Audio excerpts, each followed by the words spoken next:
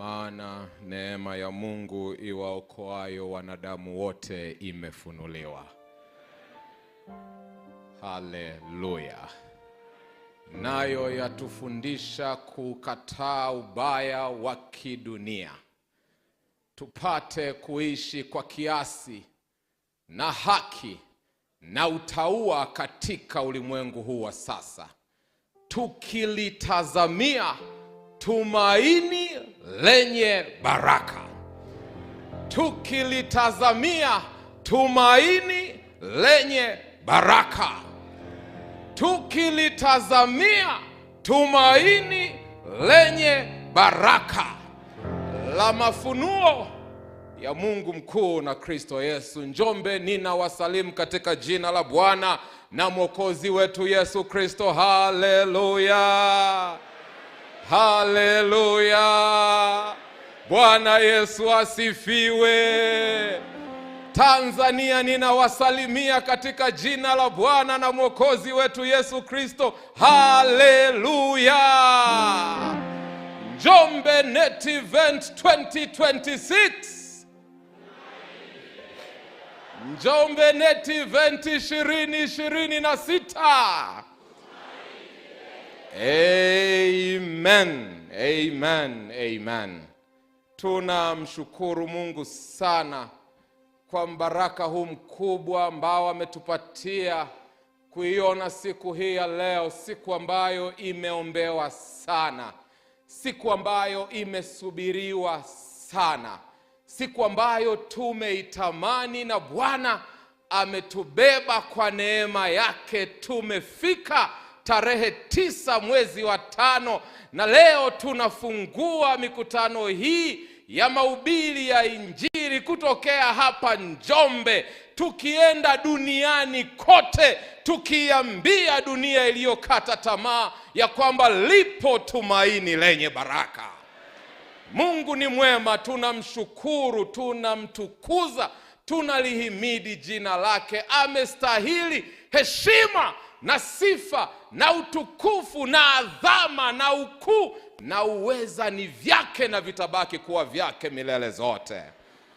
Kwa namna ya pekee ni washukuru viongozi wa kanisa katika nchi hii ya Tanzania, union zote mbili, union ya kusini mchungaji Mngwabi, mchungaji Mwakalonge, Elda Shabatu, union ya kaskazini Dr. mchungaji Mpwani, mchungaji Enoch Sando pamoja na Elda Mavanza. Tunawashukuruni sana kwa uongozi wenu wa kazi ya Mungu hapa.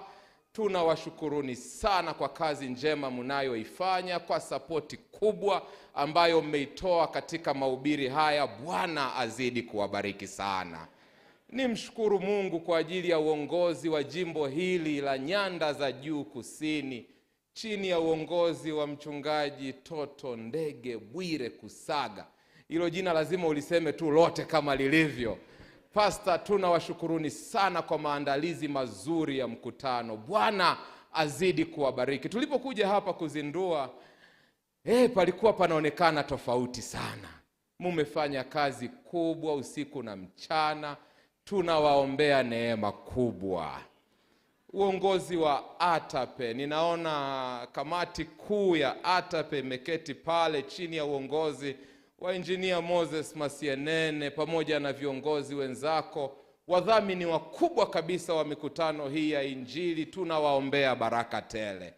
Mumetumia taaluma zenu na mumetumia vipawa vyenu, mumetumia vile Bwana alivyoviweka mikononi mwenu kuifanya kazi yake. Kwa njozi hii kubwa tunawaombea baraka nyingi kutoka kwa Bwana.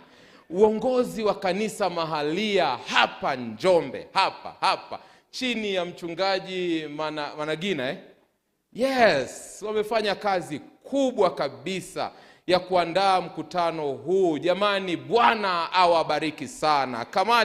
Kamati ya maandalizi ya effort hii, tunawaombea neema tele. Asanteni kwa maandalizi mazuri. Asanteni kwa kutupatia sehemu nzuri ya kukutana na Mungu wetu. Tunawashukuru kwa vyakula tunavyokula, kwa sehemu tunazolala. Kamati, Bwana azidi kuwabariki sana. Wainjilisti wameanza kufanya kazi hapa kuanzia mwezi wa 3, na tumeambiwa ya kwamba kila Sabato watu wamekuwa wakimpokea Yesu Kristo kama Bwana na Mwokozi wa maisha yao. Wamekuwa wakisaidiana na wachungaji wa mitaa hapa Njombe. Wainjilisti mlioacha mambo yenu na shughuli zenu na kuitikia wito huu wa Bwana, pamoja na wachungaji wa mitaa ya eneo hili, jamani, Bwana azidi kuwabariki sana. Ninaleta shukrani kwa washiriki wote na wale wote ambao wamekuwa wakiombea mikutano hii. Tumeendelea, mimi pamoja na wenzangu, tumeendelea kupokea message za kutia moyo, watu wakitukumbusha kwamba wanatuombea usiku na mchana. Tunawashukuruni sana na tunawaomba muendelee kutuinua katika maombi, ili katika wiki hizi 3 asionekane yoyote, asisikike yoyote. Kristo na Kristo peke yake adhihirike kupitia mikutano hii ya Njombe Net Event, tumaini lenye baraka. Sasa muda umefika tulisome neno la Bwana kama lilivyoandikwa katika kitabu cha Yohana sura ya 3 na mstari ule wa 16. Yohana sura ya 3 na mstari ule wa 16. Waliolikariri fungu hili, simameni kwenye miguu yenu. Kama umelikariri fungu hili, simama kwenye miguu yako. Sasa usishawishike kumsindikiza jirani yako aliyesimama ambao wamewahi kulisikia fungu hili la Yohana 3:16. Simama kwenye miguu yako kama umewahi kulisikia. Ambao wamewahi kulisoma, kwa maana jinsi hii Mungu aliupenda ulimwengu. Simama kwenye miguu yako. Sasa na wewe ambaye hujasimama, wasaidie waliosimama kusimama. Yohana sura ya 3 na mstari wa 16. Kwa maana jinsi hii Mungu aliupenda ulimwengu hata akamtoa mwanawe pekee, ili kila mtu amwaminie asipotee, bali awe na uzima wa milele.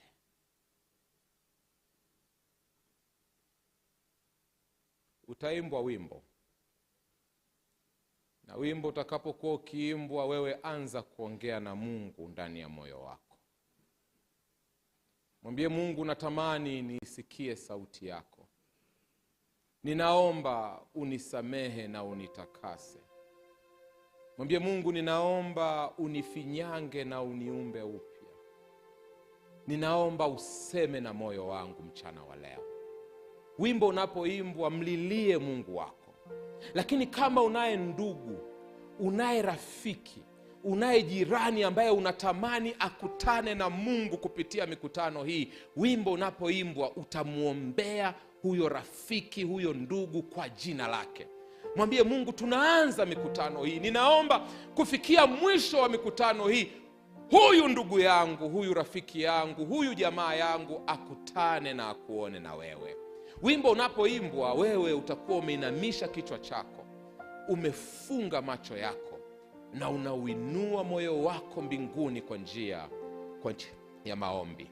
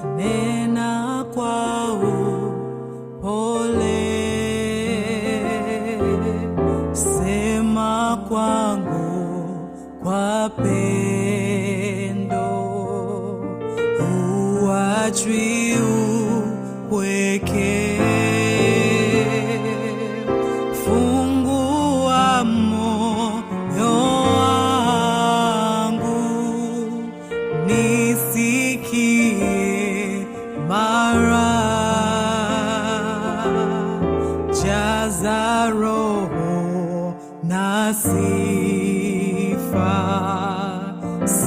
sifa zako Bwana.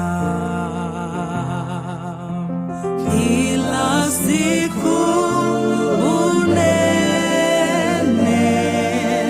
vile kwa upole, nong'oneza kwa pole, upole wa pendo. Daima utashinda, huruni wako. Nisikie maneno, huachwi upweke. Nena kwa wana wako, waonyeshe njia, wajaze kwa furaha, fundisha kuomba, wajifunze kutoa maisha kamili, wahimize ufalme, tumwone Mwokozi. Kila siku unene vile kwa upole, nong'oneza kwa pole, upole wa pendo. Daima utashinda, huruni wako. Nisikie maneno, huachwi upweke. Nisikie maneno, huachwi upweke.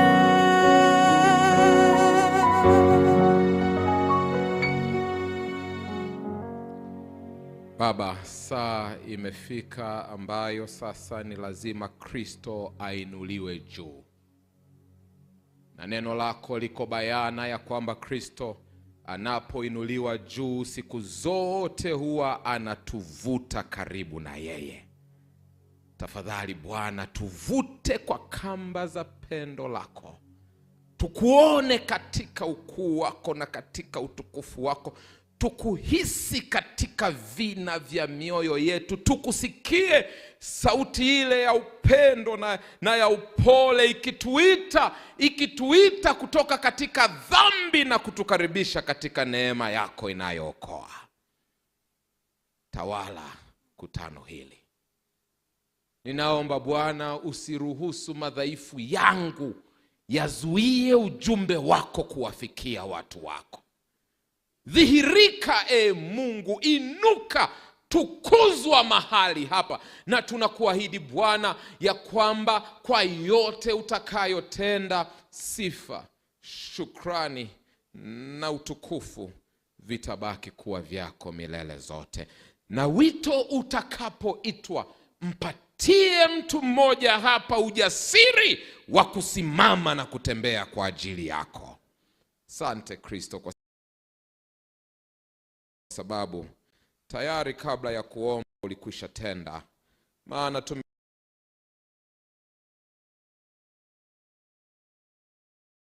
tumeomba katika jina la Kristo Yesu aliye Bwana na Mwokozi wa maisha yetu. Amen. Amen.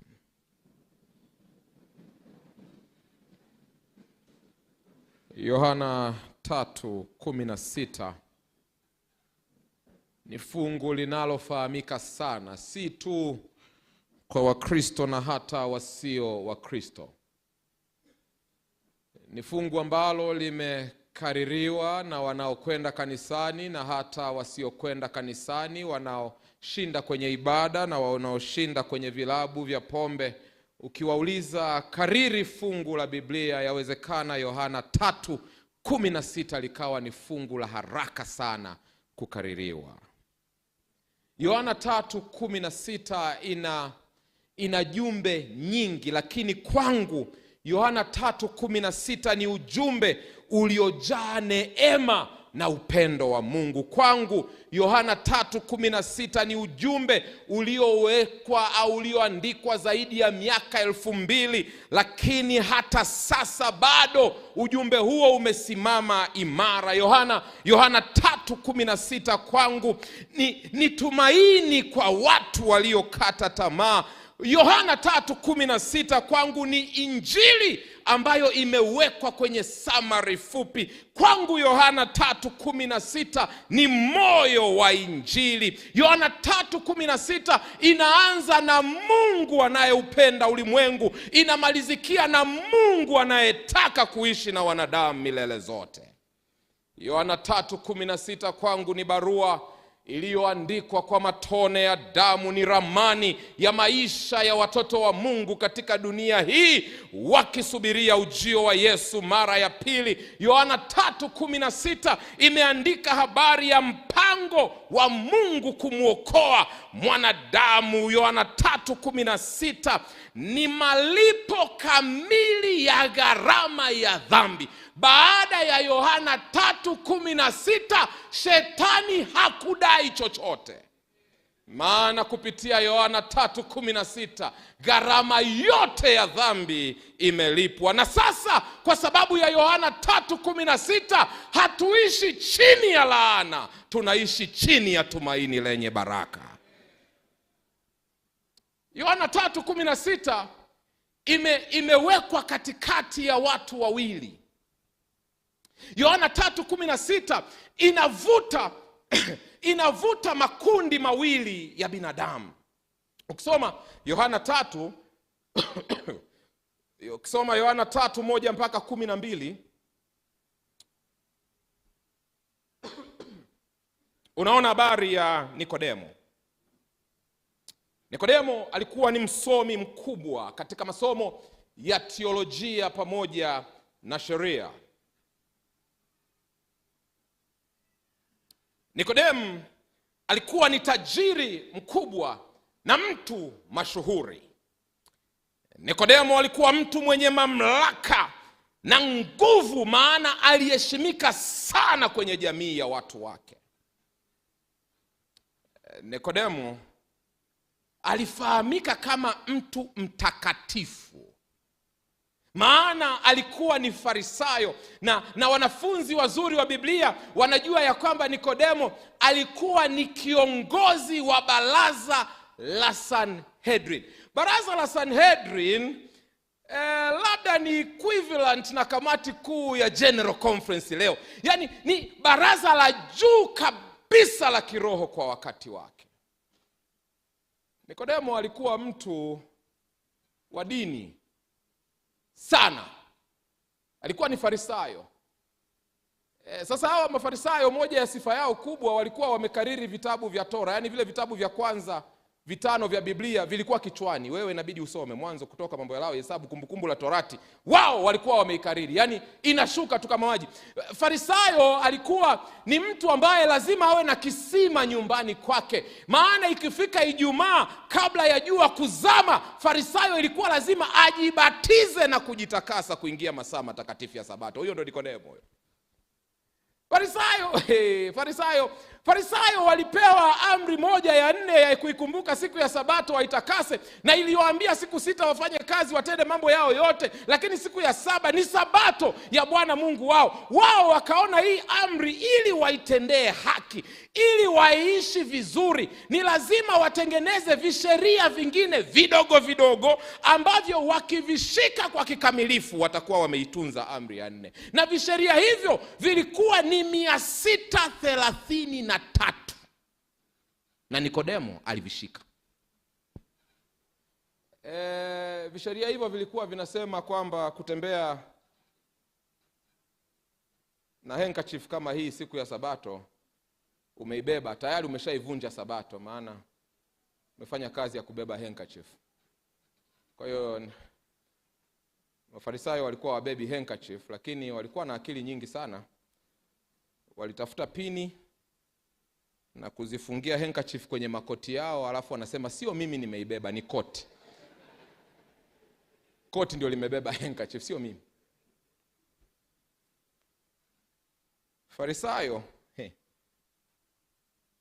siku ya Sabato, huyu Nikodemo alikuwa hawezi kujisaidia haja ndogo nje, kwa sababu yawezekana tu yale maji yanaweza yakatoka pale yakigusana tu na mmea. Ameharibu Sabato, maana amemwagilia siku ya Sabato. Waliishika sheria, watu watakatifu walionyoka. Tunaambiwa kwamba katika Yohana sura ya 3 fungu la 1 na la 12 tunamuona Nikodemo, mtu mtakatifu, mtu tajiri, mtu mashuhuri, mtu aliyeheshimika katika jamii. Lakini ukifika Yohana sura ya 4 unakuta habari za mwanamke Msamaria, hata jina lake halitajwi. After all, she's just a woman, ni mwanamke tu. Katika jamii hiyo wanawake walikuwa sio mtu wa kuheshimika. Wanawake walikuwa ni kama chini. Nitaelezaje sasa nijaribu hivi. Mnakumbuka ile amri ya 10 ile, usitamani mali za jirani yako, alafu wanaanza sasa kulisti mali, wanasema ndio sasa usitamani mke wa jirani yako, mali ya kwanza, nyumba ya jirani yako, mali ya pili, usitamani mifugo ya jirani yako. Yaani mtu sio mtu pasei, ni mwanamke tu, halafu sio Muisraeli, hatoki kwenye taifa la waliochaguliwa na Bwana, ni Msamaria. Wasamaria ni watu ambao walikuwa hawafai. Hata hivyo Waisraeli waliwaita Wasamaria mbwa. Ndio maana siku ile yule mama alipokuja na mtoto wake akimlilia Yesu amsaidie, Yesu akamwambia siwezi nikawapatia mbwa chakula cha watoto. Walifahamika kama mbwa wa dhambi, wachafu. Mwanamke huyu alikuwa ni maskini asiyejiweza. Mwanamke huyu alikuwa ni mpweke. Ndio maana hata muda wa kuchota maji hawezi kwenda na wenzake, inabidi aende mchana. Mwanamke huyu alikuwa ni mzinifu, alikuwa ni mwizi wa waume za watu, mwizi kabisa wa waume za watu. Maana hata ile siku katika Yohana sura ya 4 Yesu anamwambia hata mwanaume aliyeko nyumbani mwako leo bado sio mume wako. Alikuwa mwanamke asiyefaa. Usingetamani kuonekana ukiongea na mama huyu. Yaani mwanaume ukionekana unaongea naye, mke wako lazima akuulize mlikuwa mnaongea nini. Halafu mwanaume akiona mke wake anaongea na mwanamke huyu, lazima mume pia aulize rafiki gani huyu. Mwanamke aliyekataliwa na jamii, she a broken human being, mtu asiye na thamani. Huyu Nikodemo alikuwa anawakilisha watu ambao mambo yanawaendea vizuri. Nikodemo alikuwa anawakilisha watu wanaojali mambo ya kiroho na ibada. Nikodemo anawakilisha watu ambao familia zao ziko vizuri, kuna amani, kuna upendo, kuna furaha nyumbani. Nikodemo alikuwa anawakilisha watu wenye uchumi imara. Nikodemo anawakilisha wanaatape, hawalili njaa, wanasema Yesu moyoni, pesa mfukoni. Hayo ndio yalikuwa mambo ya Nikodemo. Vibajeti vidogo vidogo havikuwa shida ya Nikodemo. Nikodemo alikuwa anawakilisha watu wanaoishi kuheshimika katika jamii. Nikodemo ni uwakilishi wa watu wenye vyeo na mamlaka, lakini mwanamke huyu wa Yohana sura ya 4 ni mwanamke Msamaria akiwakilisha watu wasiojali mambo ya kiroho na ibada. Ni mwakilishi wa watu waliochoka na kukata tamaa. Mwanamke huyu anawakilisha wadhambi na wachafu wasiokubalika katika jamii na watu wasio na tumaini. Mwanamke huyu ni uwakilishi wa maskini na mafukara, wahitaji, watu waliohukumiwa, watu wasiopendwa na wasiopendeka. Mwanamke huyu ni uwakilishi wa watu walioshindwa na maisha na tumaini limekufa ndani yao. Lakini wapendwa, katikati ya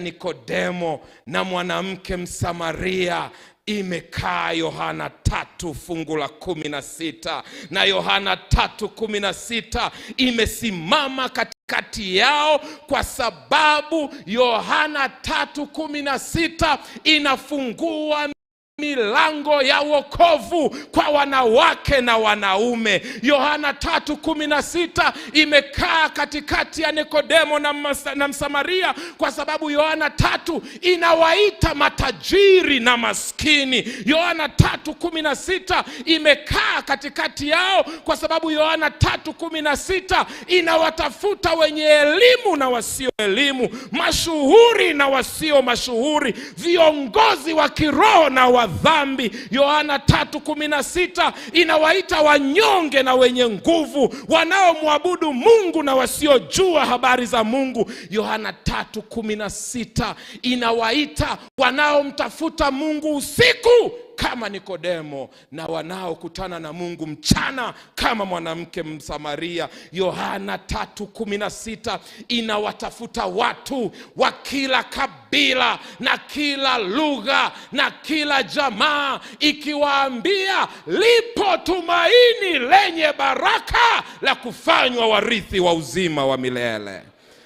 Ndio maana Tito sura ya 2 fungu la 11 neno linasema, maana neema ya Mungu iwaokoayo wanadamu wote imefunuliwa. Wapendwa, neema ya Mungu haina ubaguzi. Neema ya Mungu ni kwa ajili ya wanadamu wote, ni kwa ajili ya wadhambi na watakatifu, wanaokwenda kanisani na wanaoshinda kwenye vilabu. Neema ya Mungu inawatafuta walevi na wazee wa kanisa. Neema ya Mungu inatafuta waimba kwaya na waimba rap music. Neema ya Mungu inatafuta wanaume na wanawake, vijana na wazee. Wapendwa, neema ya Mungu iwaokoayo wanadamu wote imefunuliwa.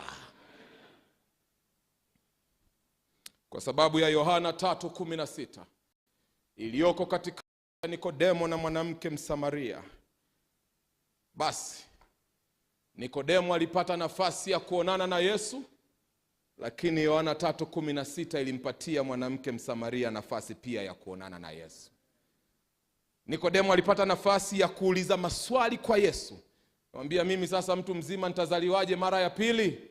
Lakini Yohana 3:16 ilimpatia mwanamke Msamaria nafasi ya kumuuliza Yesu maswali. Yohana 3:16 iliwapatia wote nafasi ya mazungumzo ya faragha. Nikodemo aliongea na Yesu peke yake. Mwanamke huyu pia alizungumza na Yesu peke yake. Na the common ground ni Yohana 3:16. Yohana 3:16 iliwafanya wote wapate badiliko la kiroho kutoka katika mambo ya dunia hata kwenye mambo ya uzima wa milele. Yohana 3:16 ilimfanya Nikodemo aondoke na kupeleka habari za Yesu. Lakini ni hii Yohana 3:16 ilimfanya mwanamke aondoke akipiga kelele akisema, njoni muone mtu. Njoni. Yaani Yohana 3:16 imemfanya mdhambi na mtakatifu wote kuwa wahubiri wa Injili.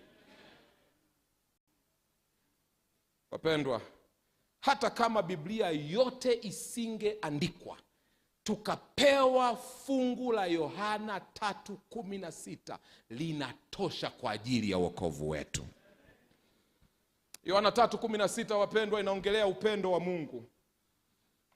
Na upendo unaoongelewa hapa ni upendo wa agape, the ultimate sacrificial love, upendo wa juu kabisa wa kujitoa. Upendo unaoongelewa hapa ni upendo ulio kamili, upendo usiobagua, ni upendo halisi, ni upendo wa kujitoa kikamilifu. Upendo ambao Mungu anatupatia ni upendo usioisha, ni upendo usiochoka wala kupungua viwango, ni upendo unaoinua walioanguka, unaosafisha waliochafuka, ni upendo unaomtafuta mdhambi bila kukata tamaa. Upendo unaoongelewa hapa ni upendo ambao hausubiri mdhambi ajitakase ili amfuate Yesu. Ni upendo unaomtafuta mdhambi. Ni upendo unaosafisha. Nikifikiria upendo unaosafisha, ninakumbuka tulipopata mtoto wetu wa kwanza, miaka 9 sasa imepita. Mtoto akaumwa mafua, Elda Mavanza. Kakipiga chafya, kamasi nyingi zinatoka. Halafu baada ya muda kanashindwa kupumua, kanaanza kupumulia mdomo. Tunasema sasa tumsaidiaje huyu jamaa apenge mafua huyu? Maana tungeweza tu kumsaidia afanye pua zingefunguka. Sasa tukiwa tunahangaika mama Butoke Senior, sio huyu aliyeimba, yule mwingine aliyenizaa sasa. Alikuwa pale anasema, jamani, mbona mnakimbizana, mnaingia, mnarudi, mnapiga simu? Shida ni nini? Tukamwambia huyu jamaa ana mafua na hawezi kupumua vizuri. Tunatamani hiyo kamasi zitoke ili apumue. Mama akasema hiyo kitu kidogo tu, hiyo mleteni hapa. Alafu mama akashika yule mtoto, mdomo wa mama ukakutana na pua za mtoto. Mama akanyonya, akatema pembeni. Mimi hapo tayari nasikia kichefuchefu, hata sitaki kuona. Akanyonya tena. Yohana 3:16 inasema upendo wa Mungu hausubirii usafishwe. Yeye yuko tayari kuja na kunyonya makamasi ya dhambi zako. Yeye yuko tayari kuvinyonya vyote, udhaifu wako, ubaya wako, kushindwa kwako. Anasema njoo nitakusaidia. Ni upendo ulio kamili wa Yohana 3:16. Mungu angekuwa anasubiria tutakasike ndio atusaidie, ni nani kati yetu angesimama? Lakini Yohana 3:16 inasema kama mtoto mwenye makamasi, Mungu yuko tayari bila kichefuchefu kukusogelea na kukugusa uchafu wako. Alifanyika dhambi ili mimi nipate tumaini lenye baraka. Yohana 3:16 inawasafisha walio wachafu. Upendo wa agape ni upendo unayempenda asiyependeka. Upendo wa agape, ukimuona yule mdhambi, mlevi, kahaba, mwizi, jangili, unasema huyu ninamtafuta kwa ajili ya uzima wa milele. Huyu ninamtafuta kwa ajili ya uzima wa milele. Sisi ndio tunaona mlevi, Mungu anaona mrithi wa uzima wa milele. Sisi ndio tunaona kahaba, Mungu anaona mtu atakayeishi naye milele. Yohana 3:16 haijawahi kumkatia mtu tamaa. Yohana 3:16 inasema ya kwamba hakuna chochote kitakacho kutenga na upendo wa Mungu. Japo anaichukia dhambi, alikubali kufanyika dhambi ili wewe upate tumaini lenye baraka. Na ndio Paulo anauliza katika Warumi sura ya 8 fungu la 35, ni nani sasa? Ni nani baada ya kuona upendo huu wa agape wa Mungu mwenyewe kujitoa kwa ajili ya mdhambi? Paulo anauliza, ni nani atakayetutenga na upendo wa Kristo? Je, ni dhiki au ni shida au njaa au uchi au hatari au upanga? Paulo anauliza, wewe uliyeketi hapa, ni nini kinachoweza kukutenga na upendo wa Kristo? Mgeukie jirani yako, Mpe tabasamu. Tumeshaingia tayari Njombe Net Event. Mpe tabasamu, hamna sababu ya kununa. Shika mkono wake, halafu mwambie jirani, o jirani, nini kinaweza kukutenga na Mungu? Wewe huyo jirani ni kama anajibu. Hakuna jibu. Achana na mtu asiye na majibu. Geukia huyo mwingine huyo. Wewe unahangaika nini na watu wasio na jibu? Geukia huyo jirani mwingine. Mwambie jirani, o jirani, nini kinaweza kukutenga na upendo wa Mungu? Paulo anajibu swali hilo hilo katika Warumi 8 fungu la 38 na 9, anasema, kwa maana nimekwisha kujua hakika ya kwamba wala mauti, wala uzima, wala malaika, wala wenye mamlaka, wala yaliyopo, wala yatakayokuwapo, wala wenye uwezo, wala yaliyo juu, wala yaliyo chini, wala kiumbe kingine chochote hakitaweza kututenga na upendo wa Mungu uliomo katika Kristo Bwana wetu. Haleluya. Wapendwa, nimesimama hapa nikileta tumaini lenye baraka linalosema ya kwamba hakuna kinachoweza kukutenga na upendo wa Mungu. Mungu anatamani aishi na wewe milele, na hilo hatabadilisha mawazo. Hatabadilisha mawazo. Yuko tayari kufanya vyote viwezekanavyo ili wewe na yeye muishi pamoja milele zote. Nini kinaweza kukutenga na upendo wa Mungu? Nini? Niambie, ni kitu gani kinaweza kukufanya wewe na Mungu mtengane? Ni masengenyo ya waimba kwaya wenzako? Nimesemaje? Hivyo hivyo. Maana kuna watu wakisemwa kidogo tu wanaama na ushirika. Alikuwa Njombe Central, sasa hivi yuko Mji Mwema na anaelekea Lupembe, maana huko nako sasa wameshamsema. Anatafuta mahali pa nini kitakutenga na upendo wa Mungu? Yohana 3:16 inasema, dhambi ilipotaka uangamie milele zote, Mungu alijitoa mwenyewe ili aishi na wewe milele zote. Hilo ndilo tumaini lenye baraka, wapendwa, ya kwamba Mungu hajakata tamaa, na kwa majuma matatu tutasimama hapa Njombe tuiambie dunia, haijalishi uko wapi, unanuka dhambi gani na ni majaribu gani yamekuangusha, Mungu bado anakutafuta ili wewe urithi uzima wa milele. Pendo wa Mungu.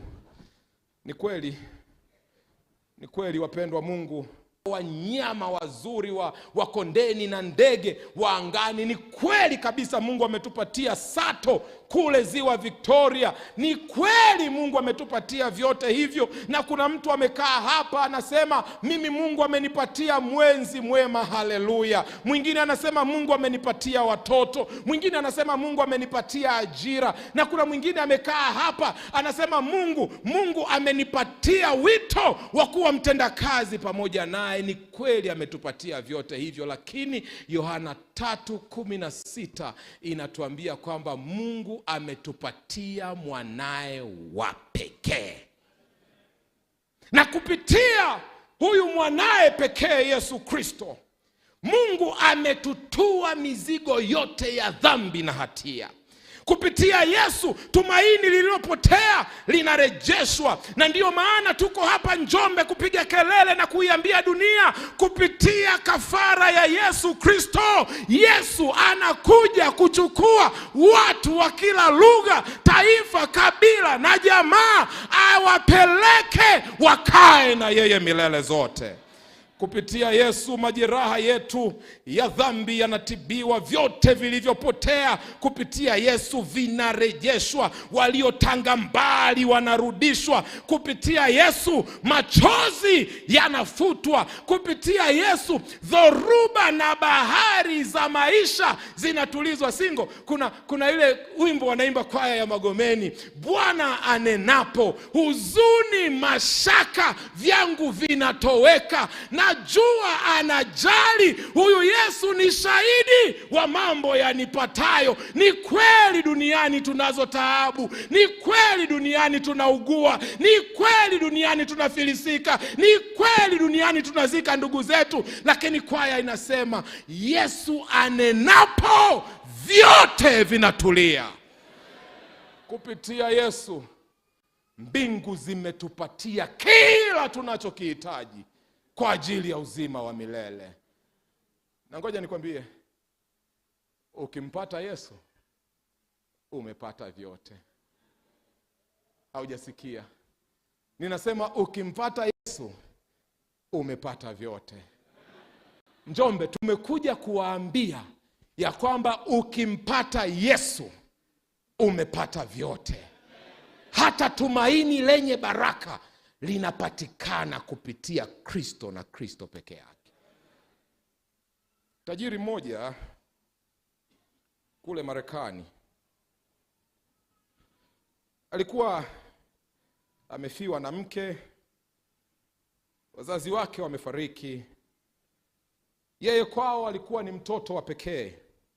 Hana ndugu mwingine. Yeye ni mtoto wa pekee. Kwa hiyo alipofiwa na mke akawa amepoteza vyote alivyo navyo, lakini alikuwa na mtoto mmoja wa kiume, kijana.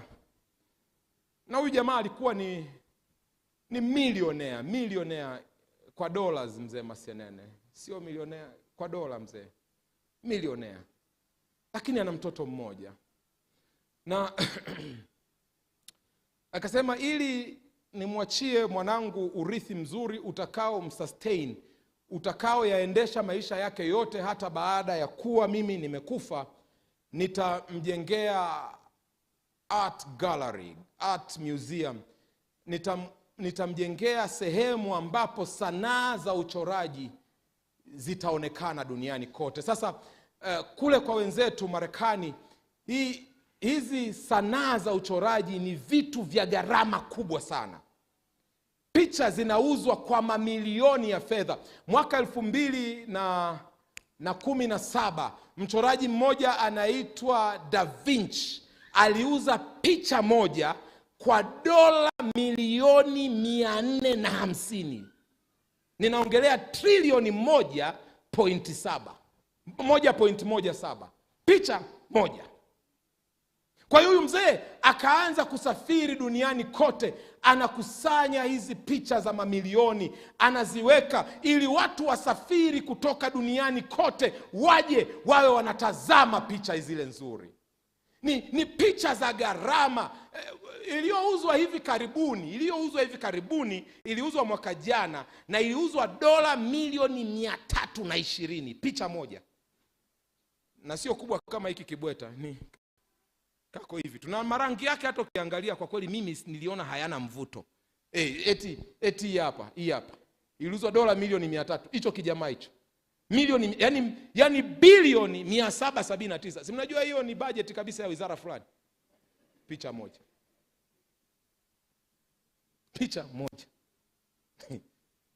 Na huyu mzee kwa sababu ana fedha akasema, nitatembea duniani kote nikikusanya mapicha mbalimbali ili watu wawe wanakuja kuziona, na kwa kupitia viingilio basi mwanangu atapata namna ya kuishi bila shida.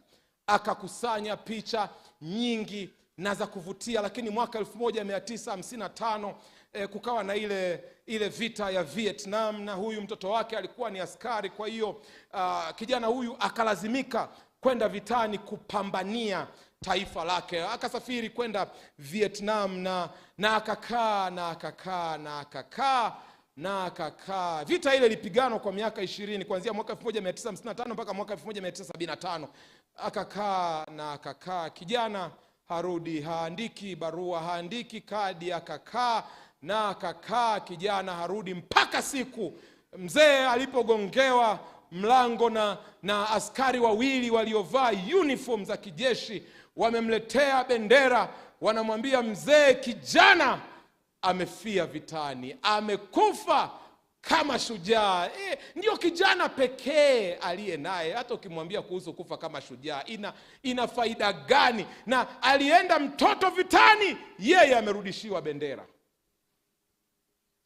Mzee akaingia kwenye depression, akaacha kutoka nje. Akawa na mjakazi mmoja pale anayemhudumia, haendi dukani, haendi mjini, hasafiri tena.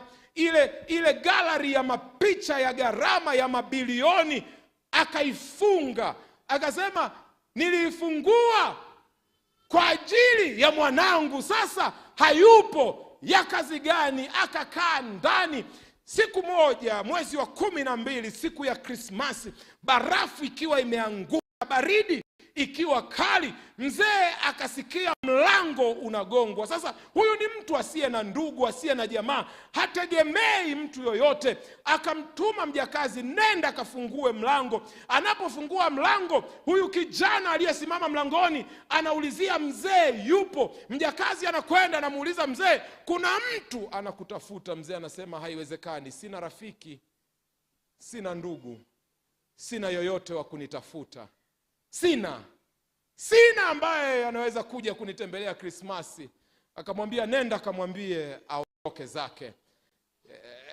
Mjakazi akaenda kumwambia huyu mgeni, mzee amesema hatarajii mgeni yoyote, hayuko tayari kuonana na mtu yoyote, ondoka urudi zako. Lakini kijana yule akawa persistent, akagoma kuondoka, akaendelea kubisha na kubisha na kubisha na kubisha, na anapiga kelele, anaita, anasema, tafadhali ruhusu tuonane.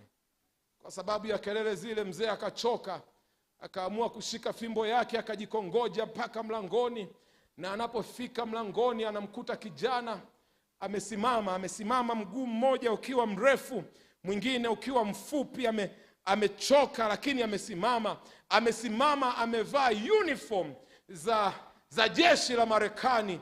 Anamwambia mzee, it is Christmas, ni Christmas, na nimekuletea zawadi. Akamuuliza, wewe ni nani? Kijana yule akamkabidhi yule mzee bahasha ya kama A4 hivi, sio kubwa, size ya kati. Na mzee alipoifungua bahasha, anapotazama, anaiona picha ya kijana wake marehemu akiwa amevaa uniform zake za jeshi, akiwa anatabasamu. Anamuuliza, unamfahamu kijana wangu? Anasema, ndio, ninamfahamu. Unamfahamuje? Anasema, tulikuwa naye kwenye kambi moja vitani, na siku adui walipotupiga, kijana wako alikimbia mpaka akapata sehemu ya kujificha, na yeye alipokuwa salama, mimi nilipigwa risasi ya mguu. Ndio maana mguu wangu mmoja ni mfupi na mwingine ni mrefu, na nikashindwa kukimbia. Nikaanza kulia nikipiga kelele, nisaidieni, nisaidieni. Askari yule anasema, wengine wote hawakutoka, lakini kijana wako alitoka mahali pa usalama. Alitoka, akaja, akanibeba begani mwake, akaanza kukimbia nami kwenda kwenye sehemu ya usalama. Kwa bahati mbaya, tukiingia kwenye handaki, tulisikia mlio wa risasi, na risasi ilikuwa imempiga kijana wako. Akasema, mimi sio mchoraji mzuri, lakini nimeona tu ni commemorate maisha kwa kujaribu kumchora na kukuletea picha yake. Mzee akamwambia, sasa sina mtoto, na aliyekufa at least wewe ndio ulikuwa wa mwisho kumuona. Kwa nini usiwe mwanangu? Kwa nini usije hapa angalau na mimi nikapata mrithi katika nyumba yangu? Askari yule mlemavu akamwambia, mimi kijana wako amenipatia vyote nilivyovihitaji. Hakuna kitu unachoweza kunipatia zaidi ya kafara ya mwanao ambayo inanifanya kuwa hai. Na kijana yule askari akaondoka akichechemea. Mzee kwa furaha mchana ule akaenda kwenye gallery yake ambayo alikuwa ameifunga kwa miaka mingi. Akaifungua, akaanza kufuta vumbi. Akafuta vumbi, na kwenye center ya ile gallery, katikati ya mapicha ya mamilioni, akaiweka picha ya mwanaye, na akapeleka matangazo, iambieni dunia ya wanasanaa wanaopenda picha, gallery imefunguliwa, waje waone picha kwenye gallery yangu. Na habari zikaenda mbali na karibu, watu wakaanza kubuku holidays kwenda kuona picha ambazo zimepotea kwa muda mrefu. Na wakifika pale, mzee yule alikuwa haongelei picha nyingine yoyote, wachana na zile za mabilioni. Yeye anawaonyesha picha ya mwanae, anasema huyu ni mwanangu, huyu ni mwanangu. Alikuwa askari, alikuwa vitani, alikuwa salama, lakini kwa sababu ya upendo aliacha usalama wake ili wengine wapate kuisha. Huyu ni mwanangu. Wanaokuja hawataki kumuona mwanae, wanataka kuona picha za mabilioni. Kwa hiyo yeye akiongelea habari za mwanae, walitembea na kuangalia picha. Mzee akafa, lakini alikufa ameandika wosia. Haika, unaweza kuja. Kufa ameandika wosia, akasema, baada ya kifo changu ninaomba zile picha za mabilioni ziuzwe, gallery yangu iuzwe na ifungwe. Taarifa zikaenda mbali na karibu. Hizi picha huwa zinauzwaga kwenye mnada. Mzee Warumbe, ukisikia mtu amenunua picha ya milioni $450, amenunua kwenye mnada, hazipatikani sokoni, ni siku maalum. Wakaja wanaume na wanawake kutoka duniani kote, kila mtu anatamani kupata hizi paintings za thamani. Mfungua mnada akafungua mnada, akasema, jamani, mnada uliosubiriwa umefika, na ninaanza kwa kuuza picha ya kijana, ninaanza kuuza picha ya mtoto, ninaanza kuuza picha ya mwana mwenye $1,000 picha ya mwana. Watu wako kimya. $500 picha ya mwana inauzwa, watu wako kimya. Jamani, mwenye $100 picha ya mwana. Mmoja akapiga kelele akasema, hatujaja hapa kwa ajili ya picha ya mwana, nenda kwenye picha tunazozitaka. Anasema, hatuwezi kuuza mpaka tuuze picha ya mwana. $50 picha ya mwana, $20, $10 picha ya mwana. Mjakazi wa nyumba ile akanyosha mkono akasema, kwa $10 ninaichukua picha ya mwana. Muuzaji akasema, $10 mara ya kwanza inaenda, watu wako kimya. $10 mara ya pili inaenda, watu wako kimya. $10 mara ya tatu inaenda, watu wako kimya. Nyundo ikapigwa kwenye meza, picha ya mwana imeuzwa. Mwendesha mnada akasema, ladies and gentlemen, mabibi na mabwana, tunawashukuru kwa kuhudhuria mnada wa leo, na sasa mnada umefika mwisho. Wakapiga kelele wakasema, tunataka picha za wachoraji maarufu, tunazitaka hizo. Mwendesha mnada akasema, jamani, umeandikwa wosia, atakaye ipata picha ya mwana amepata vyote. Atakaye ipata picha ya mwana, haijalishi inapatikana kwa gharama gani, ili muradi tu umeipata. Tumeacha vyote kwa wiki 3 kuja Njombe kuiambia dunia yote, kutokea hapa Njombe, atakaye mpata mwana amepata vyote. Vyote,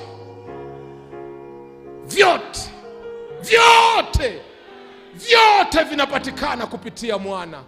Msamaha wa dhambi unapatikana kupitia mwana. Uponyaji unapatikana kupitia mwana. Vyote vinapatikana. Uzima wa milele unapatikana kupitia. Tumaini lenye baraka linapatikana kupitia mwana. Atakaye mpata mwana katika Njombe Net Event amepata vyote. Vyote vinapatikana kupitia mwana. Vyote.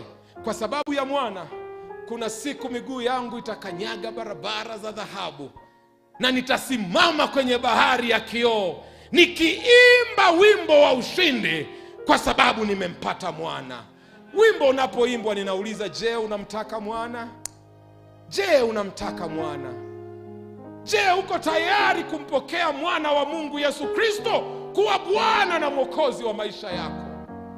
Wimbo unapoimbwa, kama uko tayari kumpokea mwana, simama kwenye miguu yako.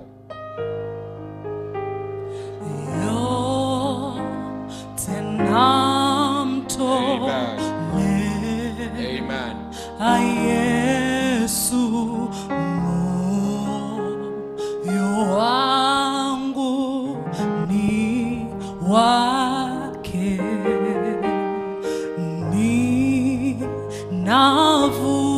Kwa nini usianze kuomba? Kwa nini usianze kuomba?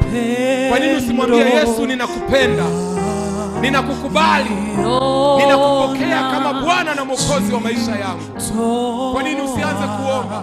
Mwambie Yesu, ninakukaribisha kwenye maisha yangu. Njoo utawale moyo wangu, tawala hisia zangu, tawala akili zangu. Kanisa linaomba, kanisa linaomba. Ukimpata mwana umepata vyote. Na leo kupitia Njombe Net Event tunamleta mwana kwa ajili yako. Yuko tayari kukupokea, yuko tayari kukusafisha, yuko tayari kukuweka huru, yuko tayari kukutakasa na kukusamehe, yuko tayari kukuandaa kwa ajili ya uzima wa milele. Wito wa pili. Yawezekana yuko mtu katika kutano hili, unaweza ukawa hapa ndani au uko nje kwenye mahema, na uko hapa unasema, leo ninayatoa maisha yangu kwa Yesu Kristo, ninampa awe Bwana na Mwokozi wangu, tena kwa njia ya ubatizo. Niko tayari kuiambia dunia kwa uwazi kabisa kwamba leo ninaachana na shetani, maisha yangu ninampa Yesu. Kama uko hapa na unasema uko tayari kumpa Yesu maisha yako kwa njia ya ubatizo, unasema niko tayari kumpokea mwana kwa njia ya ubatizo, uko hapa unasema dunia na mambo yake vinapita, ninalo tumaini lenye baraka na ninalisubiria kwa njia ya ubatizo. Wimbo utakapoendelea kuimba, kama uko hapa na unampa Yesu maisha yako kwa njia ya ubatizo, piga hatua na uje hapa mbele. Utakuja hapa mbele pole pole. Wimbo unapoendelea, njoo, njoo. Je, yupo yoyote? Je, yupo yoyote anayeyatoa maisha yake kwa Yesu kwa njia ya ubatizo? Kwa nini usipige hatua uje mbele sasa? Kwa nini usipige hatua uje mbele? Mungu akubariki, Mungu akubariki. Wachungaji wanaenda kuwaita. Wachungaji wengine watakuwa hapa mbele kuwapokea. Viongozi, karibuni mje hapa mbele muwapokee watu ambao wanampokea mwana. Njoo, njoo, njoo. Piga hatua uje hapa mbele. Yesu anakuita, na ukimpata Yesu umepata vyote. Njoo, njoo. Piga hatua, njoo. Bwana akubariki. Njoo. Mungu akubariki dada. Bwana akubariki. Bwana akubariki. Bwana akubariki. Njoo. Yes, Mungu akubariki kijana. Njoo. Njoo, Yesu anakuita. Mbingu zinakutafuta. Saa ya wokovu wako ni sasa. Njoo. Njoo. Karibu mama. Njoo, njoo mama, njoo. Mungu akubariki sana. Mungu akubariki sana kijana. Je, yuko mwingine? Njoo. Yes, haleluya. Haleluya. Njoo. Piga hatua uje. Mungu akubariki. Naona wengine wanakuja kutokea nje. Karibu. Karibu, njoo. Yesu anakuita. Wokovu umefika mlangoni pako leo. Amekuja kukutafuta mpaka Njombe. haleluya. Naona mchungaji anamleta bibi. Bwana, njoo. Lipo tumaini lenye baraka. Karibu. Karibu. Karibu. Yes. Yes. Kanisa naimba yote kwa Yesu.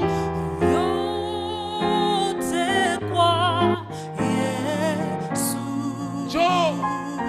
Njoo. Mbingu zinakutafuta. Yesu anakungoja. Saa ya wokovu wako ni sasa.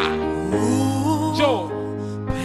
Na ukimpata Yesu umepata vyote. Ukimpata mwana umepata vyote. Njoo. Karibu, karibu. Oh, Mungu akubariki dada. Karibu, karibu sana. Mungu akubariki. Yes. Njoo mama, njoo kwa Yesu. Bwana akubariki.